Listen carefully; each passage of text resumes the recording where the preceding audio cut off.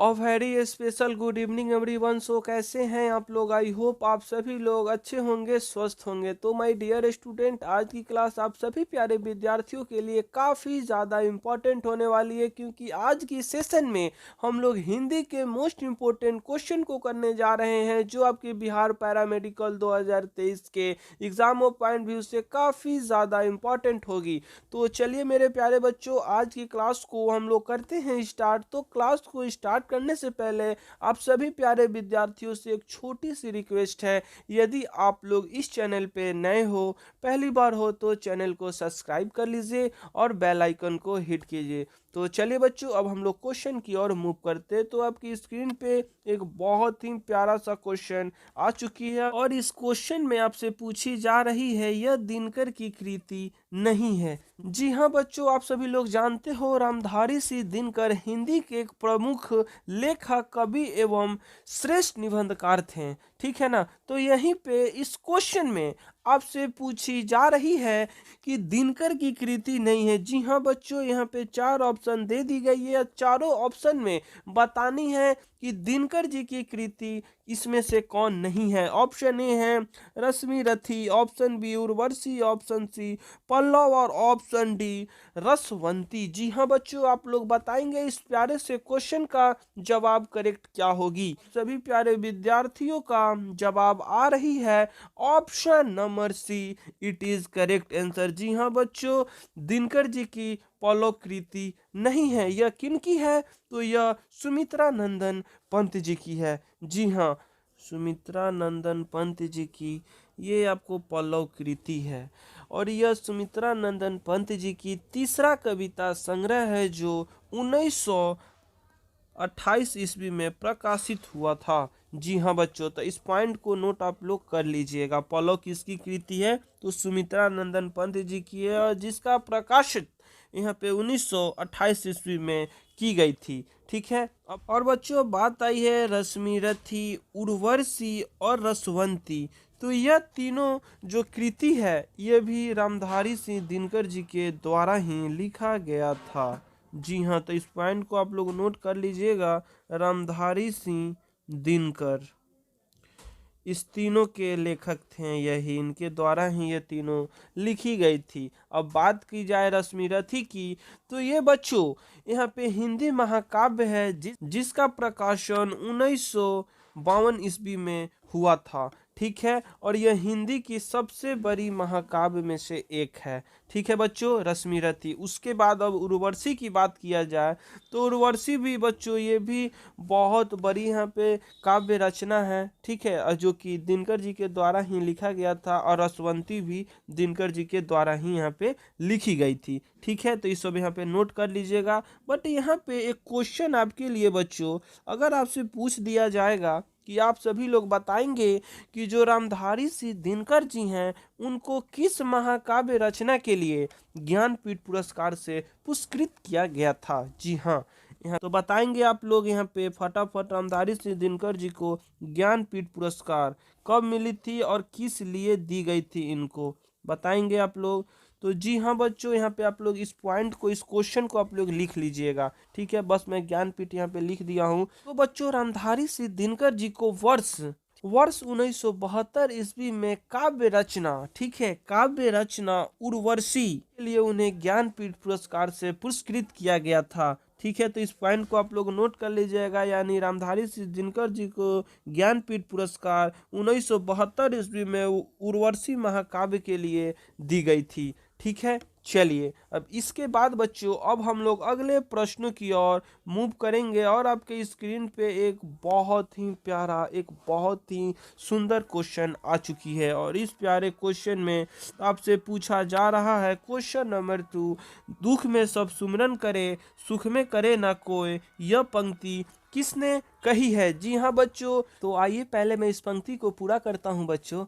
दुख में सुमिरन सब करे, सुख में करे न कोई, जो सुख में सुमिरन करे, दुख काहे होए कबीरा, दुख काहे होय। भावार्थ, दुख में हर इंसान ईश्वर को याद करता है, लेकिन सुख में सब ईश्वर को भूल जाते हैं। अगर सुख में भी ईश्वर को याद करो तो दुख कभी आएगा ही नहीं। जी हाँ बच्चों, यह पंक्ति, यह दोहा किनके द्वारा लिखा गया है? आप सभी प्यारे विद्यार्थियों के ओर से मेरे को जवाब चाहिए। आप लोग बताएंगे सूरदास, तुलसीदास, मीराबाई, कबीरदास। जी हाँ बच्चों, आप लोग बताएंगे फटाफट। यहाँ पे इस क्वेश्चन का सही जवाब क्या होगी, इस दोहे का करेक्ट आंसर क्या होगी? तो मेरे विद्यार्थियों, अगर आप सभी प्यारे विद्यार्थियों का जवाब आ रही है option number D, it is correct answer, यानी कबीर दास। आप सभी लोग जानते होंगे, पढ़े भी होंगे ये दोहे को और इसे सुना भी होगा, ठीक है ना? तो ये किनके द्वारा यह दोहा लिखा गया था, यह किनकी पंक्ति है? तो हमारे कबीर दास जी के द्वारा है, यानी परमात्मा कबीर जी के द्वारा यह दोहा को लिखा गया है, ठीक है। चलिए, अब उसके बाद बच्चों यहाँ पे तुलसीदास जी की बात आई है, तो आइए इनके बारे में भी आप लोग जान लीजिए। श्री रामचरितमानस महाकाव्य, श्री रामचरितमानस महाकाव्य की रचना तुलसीदास जी ने अवधी एवं ब्रज भाषा में की थी, ठीक है ना बच्चों? किस भाषा में इन्होंने रचित थी? अवधी और ब्रज भाषा में। तो इस पॉइंट को आप लोग लिख लीजिएगा, काफ़ी इम्पोर्टेंट है, अवधी एवं ब्रज भाषा, ठीक है। फिर उसके बाद बच्चों यहाँ पे आप सभी लोग जानते होंगे कि हनुमान चालीसा, ठीक है ना? तो दूसरा इनका सबसे बड़ा लोकप्रिय रचना है। दूसरा सबसे बड़ा लोकप्रिय की अगर हम लोग रचना की बात करें तुलसीदास जी की, ठीक है, तो क्या आप लोग बताओगे बच्चों? तो गोस्वामी तुलसीदास जी की दूसरा रचित महाग्रंथ आप लोग बोल सकते हो, ठीक है, रचित महाग्रंथ इनका यहाँ पे कौन सा हो जाएगा? हनुमान चालीसा। जी हाँ बच्चों, कौन सा? तो हनुमान चालीसा। तो चलिए, अब इसके बाद अब हम लोग अगले प्रश्नों की ओर मूव करेंगे, और अगला प्रश्न भी आपके स्क्रीन पे आ चुकी है, और ये भी काफी प्यारा क्वेश्चन है, और इसमें पूछा जा रहा है कोल्हू का बैल होने का अर्थ। जी हाँ बच्चों, कोल्हू का बैल होना मुहावरे का अर्थ बताएं। जी हाँ बच्चों, यहाँ पे बताएंगे आप लोग फटाफट इस प्यारे से क्वेश्चन का। किसान होना, जानवर की तरह व्यवहार करना, गांव में रहना, या दिन रात काम करते रहना। जी हाँ बच्चों, आप लोग बताइए फटाफट। कोल्हू का बैल होना, तो इसी का जवाब आ रही है, और उनके द्वारा यहाँ पे ऑप्शन नंबर डी को लॉक कर रहे हैं। इट इज करेक्ट आंसर, यानी दिन रात करते रहना, ठीक है, यानी कठिन परिश्रम करने वाला इसका अर्थ होगा। कोल्हू का बैल होना का होगा दिन रात काम करते रहना या कठिन परिश्रम करने वाला। आप लोग लिख लीजिएगा, या कठिन परिश्रम करने वाला, ठीक है। अब अगर मैं इसकी वाक्यों में व्याख्या करूं तो आप सभी को और समझने में इजी होगी, ठीक है। जैसे ऐसे नहीं बोला जाता है सुरेश अफसर बनने के लिए कोल्हू के बैल की तरह पढ़ाई करता है। जी हाँ बच्चों, अगर वाक्य में इसका प्रयोग किया जाए तो आप सभी लोग यहाँ पे देख लीजिए, आप लोगों को और समझने में काफ़ी ज़्यादा यहाँ पे सहूलियत होगी, ठीक है।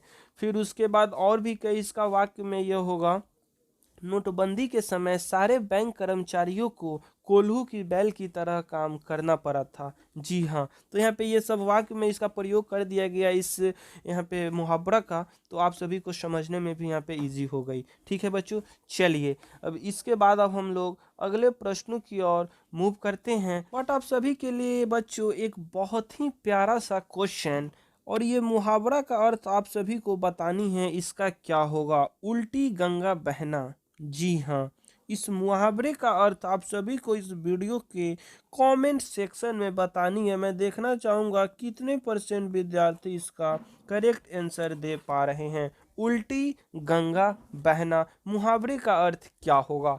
चलिए बच्चों, अब इसके बाद अब हम लोग अगले प्रश्नों की ओर मूव करते हैं, और अगला प्रश्न भी आपके स्क्रीन पे आ चुकी है। क्वेश्चन नंबर 4, प्रेमचंद की पंच परमेश्वर कहानी में दूसरी बार सरपंच कौन बना था? जी हाँ बच्चों, प्रेमचंद आप लोग जानते हो ये बहुत बड़े राइटर थे, और इनके द्वारा पंच परमेश्वर जो कहानी थी, दूसरी बार सरपंच कौन बना था पंच परमेश्वर कहानी में? तो बच्चों हम लोग अगर ऑप्शन की ओर मूव करते हैं तो ऑप्शन ए है Aglu, option B Jumman, option C Samjhu और ऑप्शन डी रामधन। जी हाँ बच्चों, अगर आप सभी प्यारे विद्यार्थियों पंच परमेश्वर कहानी को पढ़ा होगा तो आप लोग बता सकते हो इसका करेक्ट आंसर क्या होगा। अगर मैं थोड़ा सा आप सभी को बताऊं इस कहानी के बारे में, तो दो लोगों की गढ़ी मित्रता थी। जी हाँ बच्चों, यानी कोई भी काम करते थे दोनों की सहमति से ही होता था, उनके बीच बहुत अच्छा यहाँ पे संबंध था। अब तो बताइए यहाँ पे करेक्ट आंसर क्या होगा। जी हाँ बच्चों,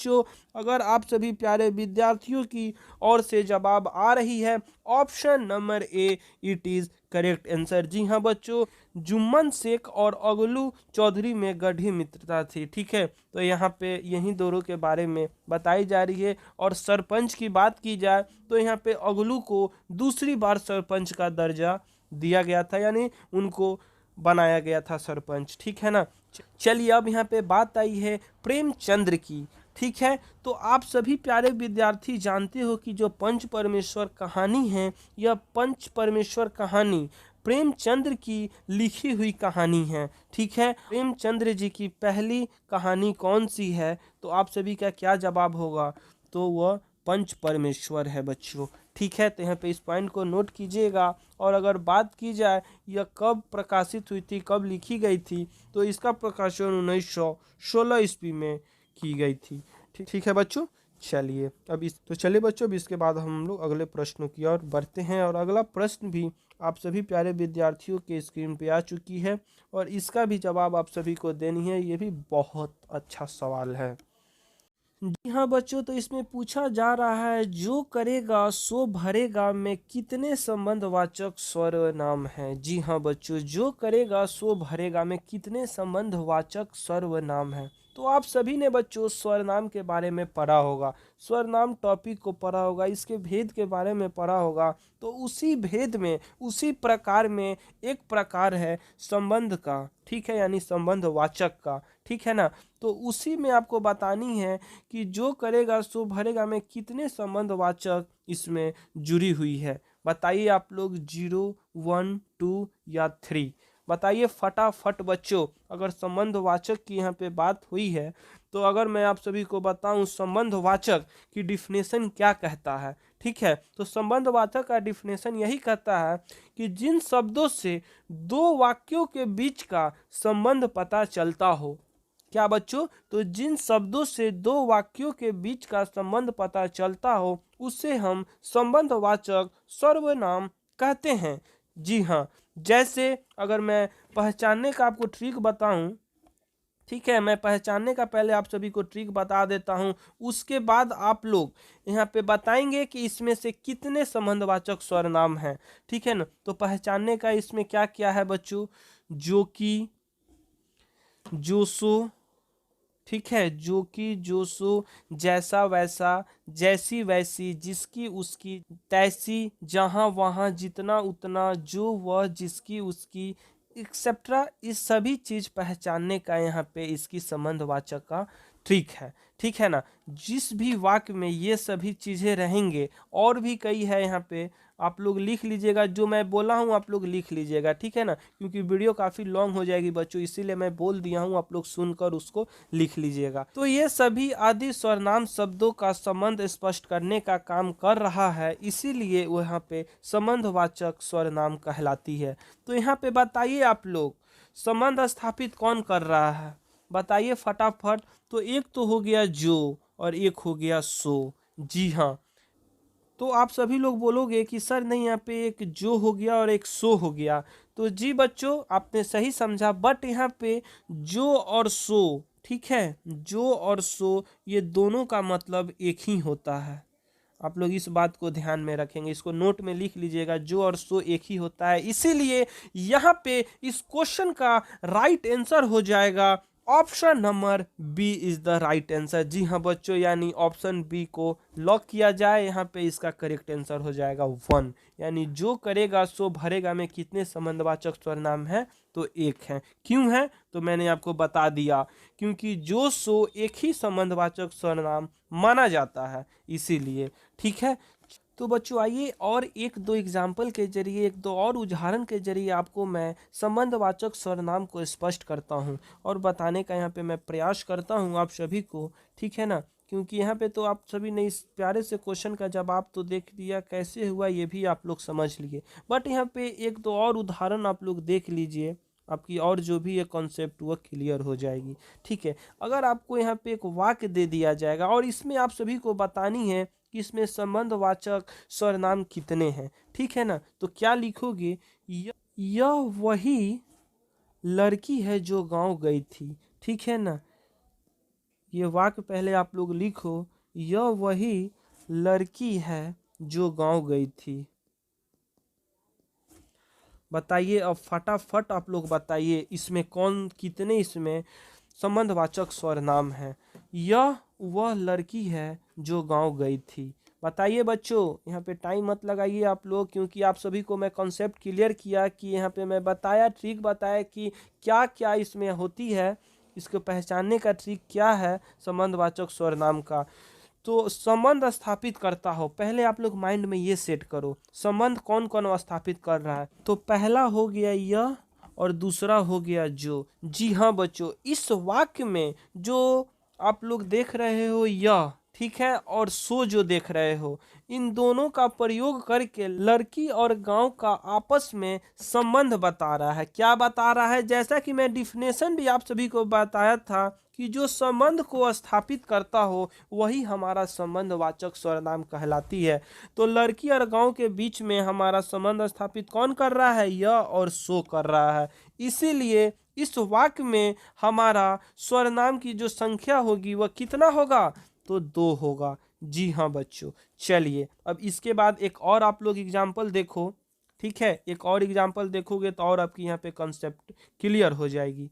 ठीक है, तो देखिए एक और मैं एग्जाम्पल आप सभी को दे रहा हूँ, जो कि इसमें क्या रहेगी, जो विद्यार्थी मेहनत करते हैं वे सफल होते हैं। जी हाँ, जो विद्यार्थी, बताइए आप लोग फटाफट, मैं लिख रहा हूँ, आप लोग इसका आंसर दे दो इस वीडियो के कमेंट सेक्शन में क्या होगा। जो विद्यार्थी मेहनत करते हैं वे सफल होते हैं। बताइए इसमें कितने संबंधवाचक सर्वनाम हैं, बताएं मेरे प्यारे बच्चों, आप लोग काफ़ी इंटेलिजेंट बच्चे हो। ठीक है, मैं देखना चाहता हूं बच्चों कि कितने विद्यार्थियों का यहाँ पे करेक्ट जवाब आ रही है। जी हाँ, तो जो विद्यार्थी मेहनत करते हैं वे सफल होते हैं, इसमें संबंधवाचक सर्वनाम बताइए। तो पहला तो आपके स्क्रीन पे ही है, फर्स्ट में है जो। ठीक है, उसके बाद सेकंड बताइए कौन होगा इसमें, फटाफट बताएंगे बच्चों, तो वे।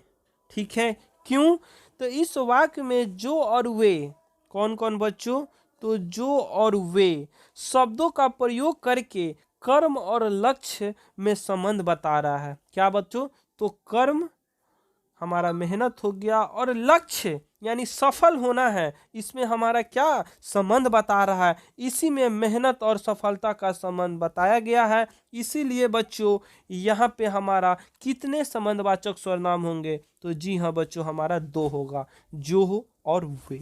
ठीक है, चलिए इसके बाद बच्चों आई होप आप सभी को यहाँ पे संबंधवाचक सर्वनाम क्लियर हो गई होगी। ठीक है, चलिए अब इसके बाद हम लोग अगले प्रश्नों की ओर मूव करते हैं। बट उसके पहले आप लोगों के लिए एक और मैं क्वेश्चन यहाँ पे देना चाहूँगा, आप सभी को बतानी है, संबंधवाचक से ही रहेगा बच्चों।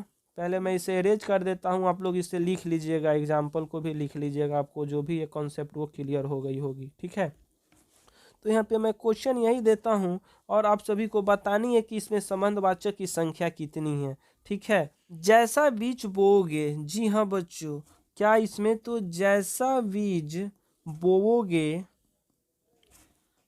वैसा फल मिलेगा। जी हाँ, तो बताइए आप लोग, जैसा बीज बोओगे वैसा फल मिलेगा, इसमें कितने संबंधवाचक स्वर नाम हैं, इस वीडियो के कमेंट सेक्शन में आप सभी प्यारे विद्यार्थियों को बतानी है। मैं देखूंगा कि कितने % बच्चे यहाँ पे दे पा रहे हैं। मैं अगले काफ़ी दिनों से जो वीडियो डाल रहा हूँ हिंदी का, उसमें बहुत कम ही स्टूडेंट इस सभी प्रश्नों का आंसर दे पाते हैं। बट मैं देखता हूँ काफ़ी बच्चे देखते हैं वीडियो, बट यहाँ पे उनके द्वारा आंसर नहीं आ पाती है। तो ऐसा नहीं करनी है बच्चों, आप सभी को हर एक क्वेश्चन का जवाब देनी है, क्योंकि यहाँ पे जब तक आप लोग जवाब नहीं दोगे, जब तक आपके माइंड में वो क्वेश्चन सेट नहीं होगी। तो इसीलिए अगर आप सभी को बिहार पैरामेडिकल, पीएम या पीएमएम जो भी कैंडिडेट हो, अगर 2023 एग्ज़ाम को क्रैक करनी है, तो आप सभी को जो भी क्वेश्चन करवाई जा रही है, जो भी क्वेश्चन लिखवाई जा रही है, उसको आप लोगों को एनी हाउ यहाँ पे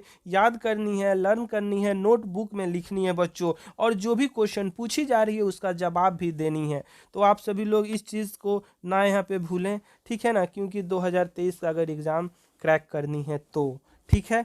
चलिए बच्चों, अब इसी के साथ अब हम लोग अगले प्रश्नों की ओर मूव करेंगे, और अगला प्रश्न भी आपके स्क्रीन पे आ चुकी है, और ये भी काफ़ी प्यारा सा क्वेश्चन है। क्वेश्चन नंबर 6, किसमें अकर्मक क्रिया है? जी हाँ, ये भी काफ़ी इम्पॉर्टेंट क्वेश्चन है, आप लोग VVI बोल सकते हो इसको, ठीक है। अकर्मक क्रिया की बात की गई है, और ये सभी क्वेश्चन प्रीवियस ईयर क्वेश्चन से लिया गया है। जी हाँ बच्चों, इस क्वेश्चन का जवाब देने के लिए पहले आपको अकर्मक क्रिया के बारे में जाननी होगी। तो अकर्मक क्रिया का डिफिनेशन क्या कहता है, मे भी आप सभी ने पढ़ा होगा, ठीक है। तो इसकी यहाँ पे परिभाषा यही कहता है कि अकर्मक क्रिया में कर्ता और क्रिया तो होते हैं लेकिन कर्म नहीं होता है। जी हाँ बच्चों, तो अकर्मक क्रिया का पहले आप सभी लोग को मैं डिफिनेशन लिखवाना चाहूँगा, तो आप सभी लोग नोट करेंगे इस पॉइंट को। अकर्मक क्रिया में कर्ता और क्रिया तो होते हैं लेकिन कर्म नहीं होता है। जी हाँ बच्चों, तो आप सभी ने इसका डिफिनेशन तो देखा बच्चों। तो इसका डिफिनेशन अगर साधारण शब्दों में मैं बात करूं अकर्मक क्रिया की, तो अकर्मक क्रिया में कर्ता द्वारा किए गए कार्य से किसी भी चीज़ों पर कोई प्रभाव नहीं पड़ता है। किसके? तो कर्ता के द्वारा कोई भी क्रिया जब की जाती है तो उसका प्रभाव किसी भी चीज़ों पर ना पड़ता है, डायरेक्ट वो कर्ता पे ही पड़ता है। उसे हम लोग अकर्मक क्रिया कहते हैं। अब एक और क्रिया होती है, आप सभी लोग जानते होंगे, सकर्मक क्रिया। जी हाँ बच्चों, सकर्मक क्रिया।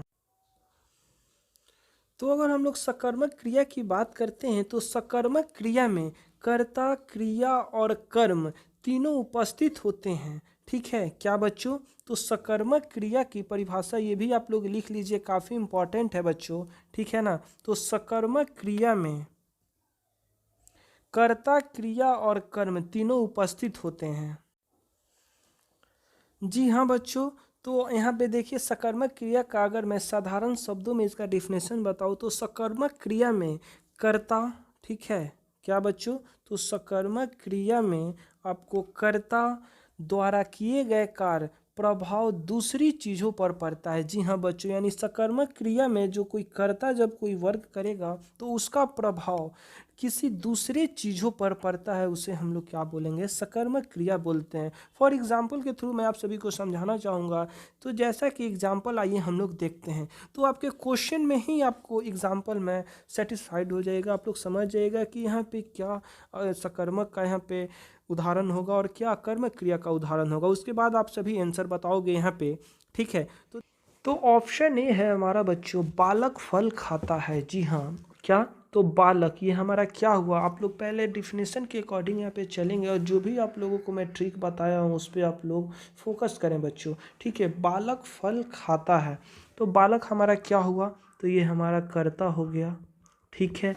उसके बाद खाता है, ये हमारा क्या हुआ? तो ये हमारा क्रिया हो गया। और फल, बताइए ये क्या हुआ? तो ये हमारा हो गया बच्चों कर्म, ठीक है।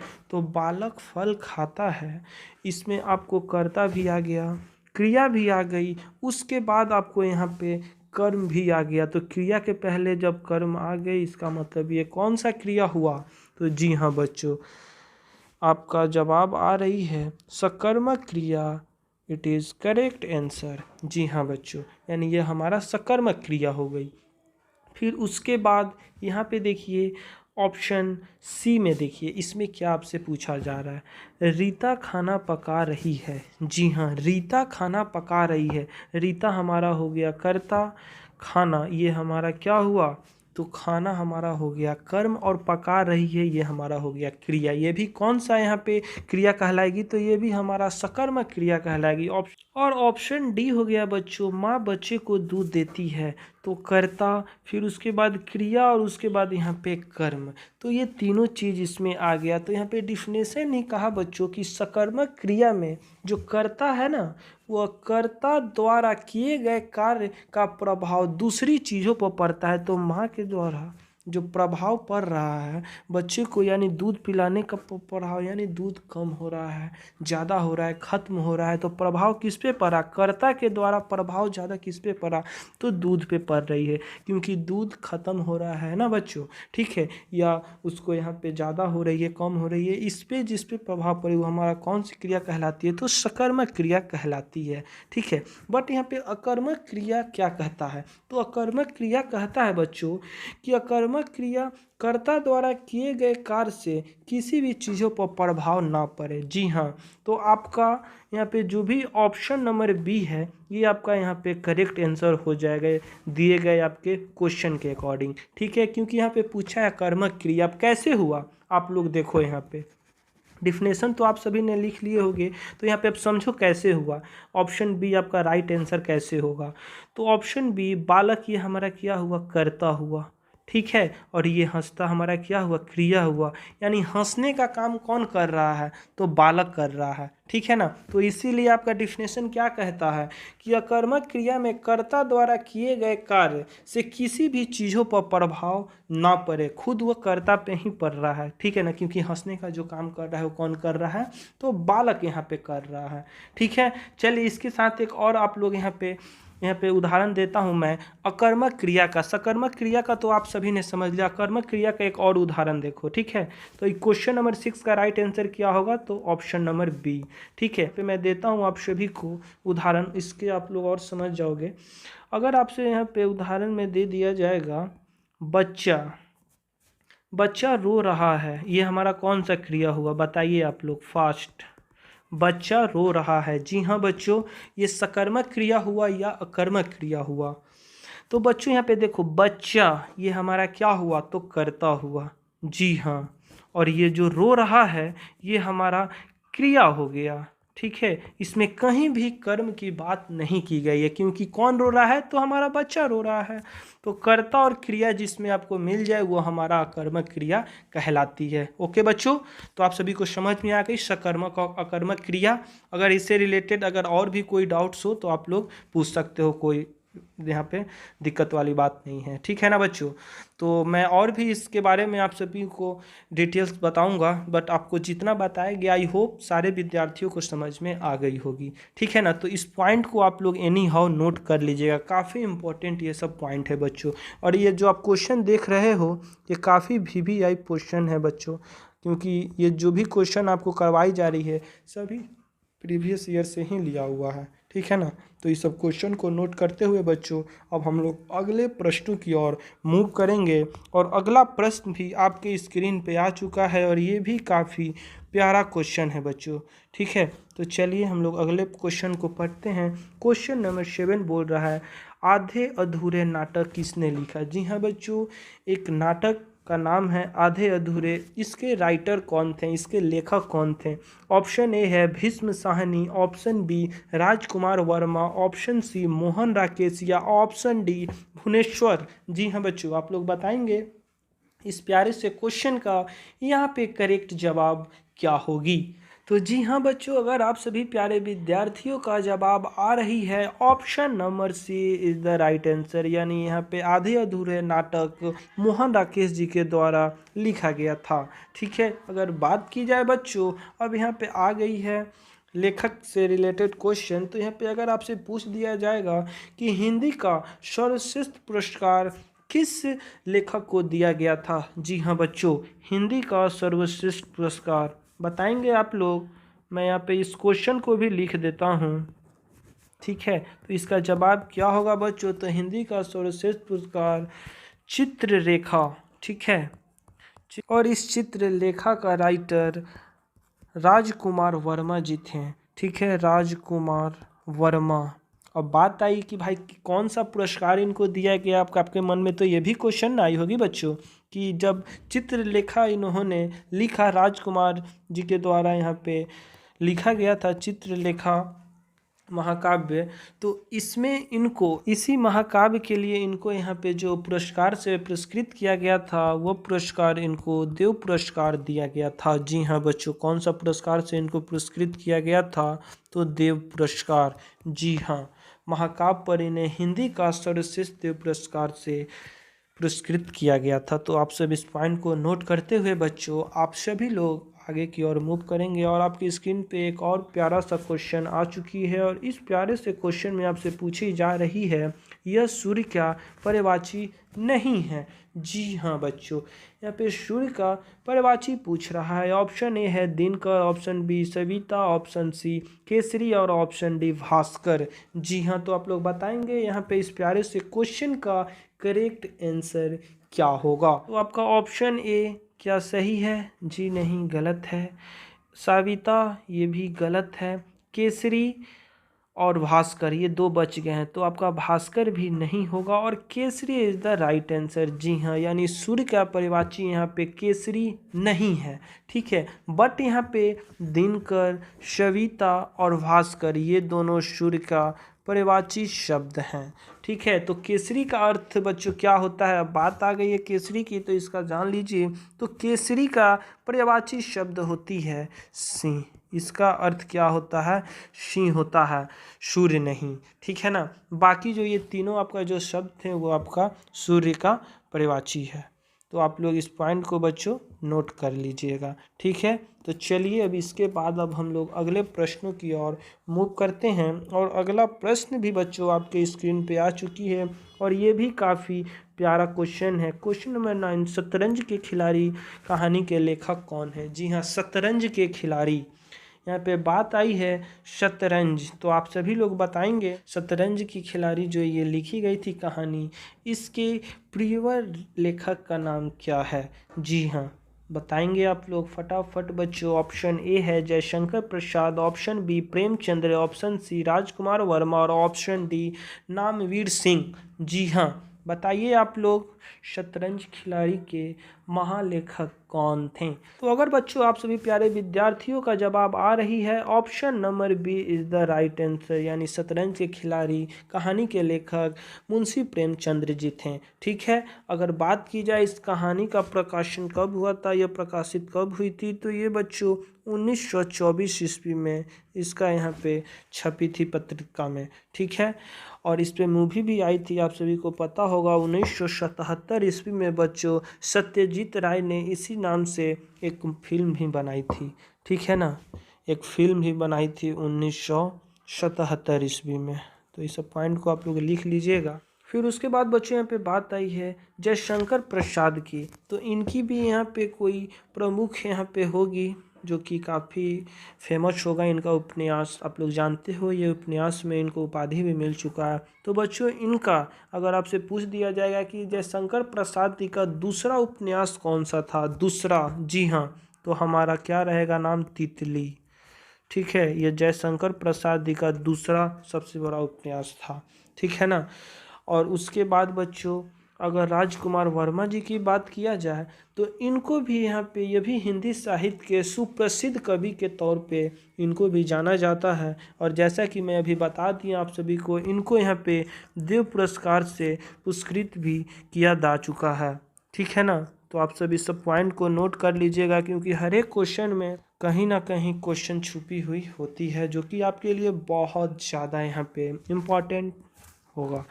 फिर उसके बाद बच्चों यहाँ पे बात आई है नामवीर सिंह की, तो इनके बारे में भी आप लोग जान लीजिए, ये भी काफ़ी कविताएं इनके द्वारा लिखा गया था। ठीक है ना, और ये बच्चों जो नामवीर सिंह हैं, इनका गुरु का नाम अगर आपसे पूछ दिया जाएगा तो आप लोग क्या बोलोगे?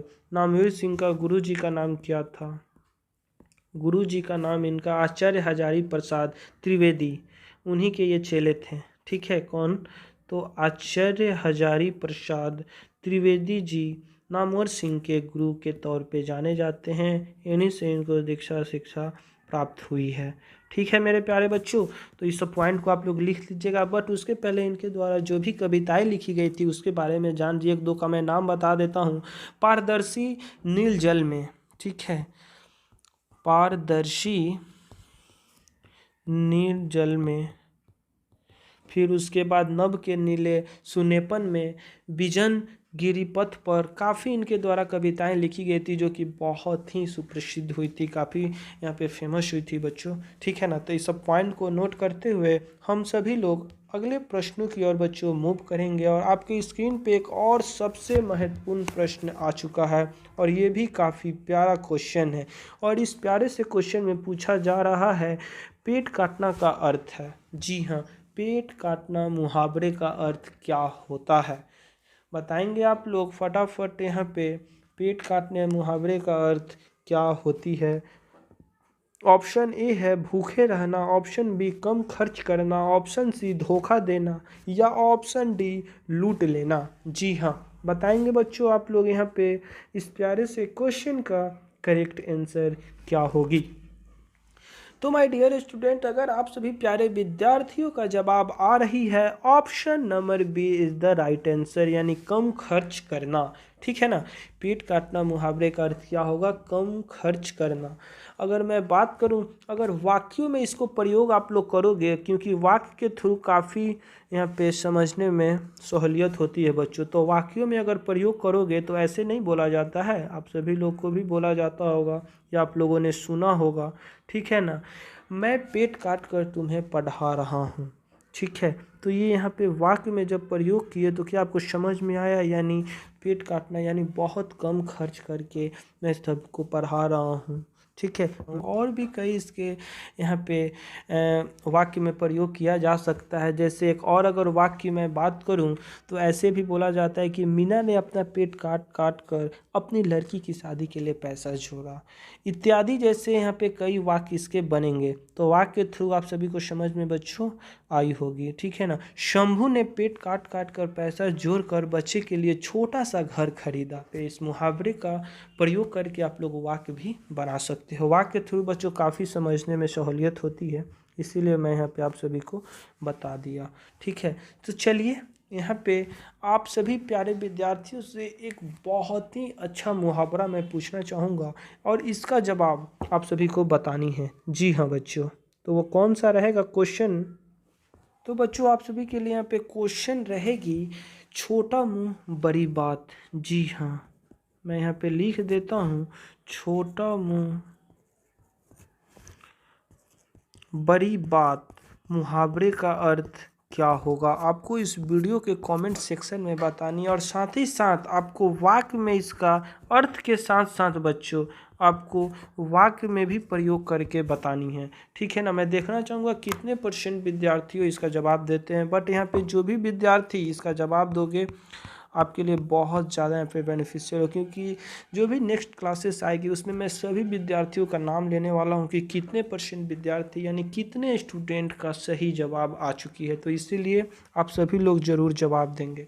तो चलिए बच्चों, आज की क्लास में यहीं तक। आपको क्लास कैसी लगी आप लोग इस वीडियो के कमेंट सेक्शन में ज़रूर बताइएगा। फिर मिलेंगे हम लोग ऐसी ही इन्फॉर्मेटिव क्लास के साथ, ऐसे ही नई नई क्वेश्चन और नई नई सवालों के साथ। जब तक के लिए आप सभी प्यारे विद्यार्थी स्वस्थ रहिए, मस्त रहिए और अपनी जो भी दिनचर्या है उसको फॉलो करते हुए आप लोग आगे बढ़ते रहिए बच्चों। ठीक है, तो चलिए मिलेंगे हम लोग ऐसी ही इंटरेस्टिंग क्लास में। जब तक के लिए आप सभी प्यारे विद्यार्थियों को good night, tata, bye bye.